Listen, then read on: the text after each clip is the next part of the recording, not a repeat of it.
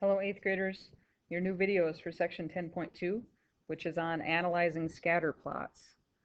And so we dealt a little bit with scatter plots last year, but we're definitely going to get into more depth here in this section. So the first thing we're going to talk about is clustering. When several data points are close to a certain area, they're clustered together. So I'll draw a little picture of that. It's pretty easy actually. So you have your little scatter plot. So you have a couple points real close to each other right there. You got some over here. Okay, that shows clustering, right?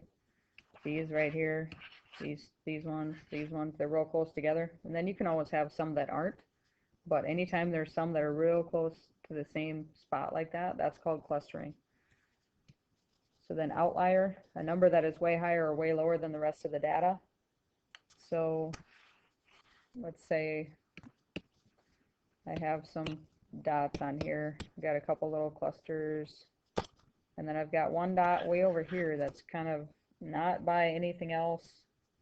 You know, it's not close to any of the clusters. It's way different. That's an outlier. And that's what it would look like on a scatter plot.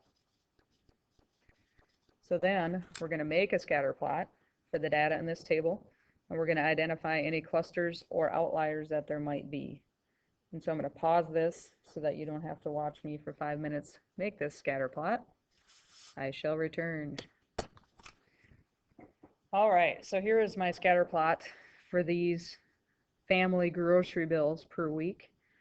And you can see that it really has an upward trend, right?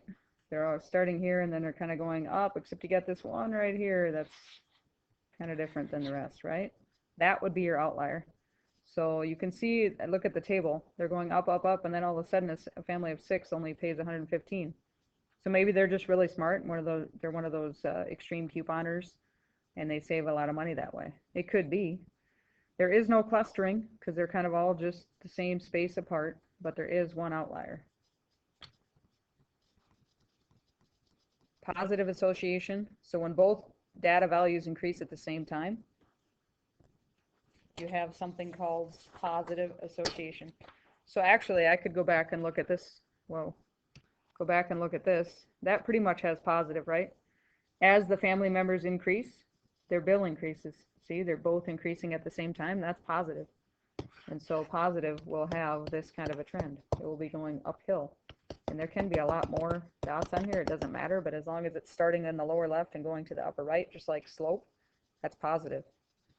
Negative association, when one increases as the other decreases. So let's say we got money over here and the number of members over here. If it started this way and went down, which wouldn't really make sense, right? Maybe you're talking about the money left over at the end of each month. That was weird. Then it would go down, right? The more family members you have. So that would be negative. It goes like downhill slope. No association means that there is no obvious trend. The points are scattered all over the place.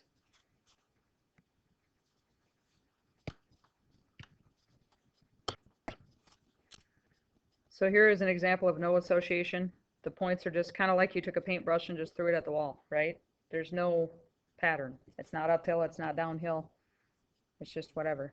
Linear association, we learned what linear meant last year. It means a straight line, right? So a direct relationship between the sets of data. And so when we were talking about the family members' grocery bills up here, it was pretty much linear, right? Except for this one. It's pretty much going in a straight line. Nonlinear means it fits along a curve. So linear would be like a straight line, right? Either up or down. So that's linear, makes a line, right? And then non-linear would be like it goes up and then it comes back down, like it makes a curve. Okay, it's not straight. So that pretty much covers it for this section. So bring that information with you tomorrow, and we'll talk more about it. Have a good night.